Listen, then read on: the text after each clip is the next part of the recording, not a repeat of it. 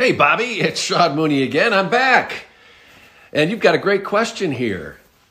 What was it like to be around The Undertaker? What was it like to know The Undertaker? That takes me back, man. 1990 is when he showed up in the WWF, WWE.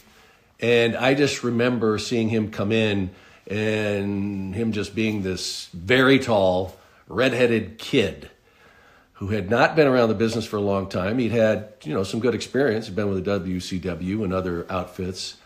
But he just kind of bounced around. And, of course, Vince McMahon, being the genius that he is when it comes to talent, recognized that this guy could be great.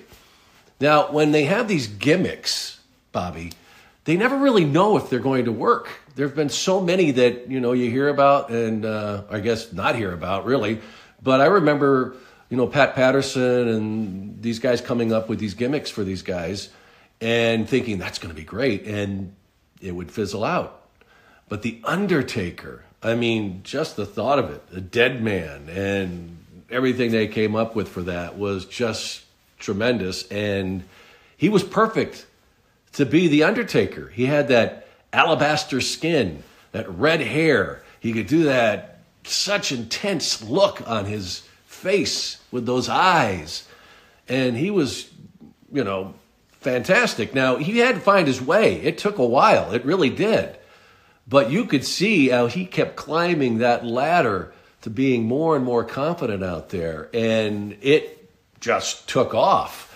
What other wrestler could you tell me about that all you had to hear was a large bell to toll and instantly you knew who that was? And Mark Calloway, really, now he's become an incredible legend, maybe one of the best, absolutely best of all time. And who can forget that match with Mankind, Hell in a Cell? Whew, just ridiculous. Mick Foley, of course, is out of his mind, but he was the right guy to be there. And I knew Timmy White, who was the referee for that match. I interviewed him for my podcast, and I'm sure you probably have heard the story, but he said, after he threw Mick off that cage and he came down, he said to Tim, check to see if he's breathing. It was crazy. But The Undertaker, absolutely one of the best of all time. Side note here, Paul Bearer, his manager, was another guy who was perfect for that role. Come on. The guy was actually a mortician. And could he have been more creepy? What a duo.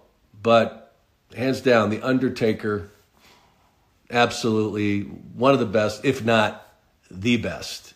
And it was just awesome to see him and be there at the beginning. And now to look back after all these years, and he just kept getting better and better, and he is an absolute true legend. So I hope that answers your question about what it was like to be around The Undertaker. He was phenomenal. Take care, Bobby.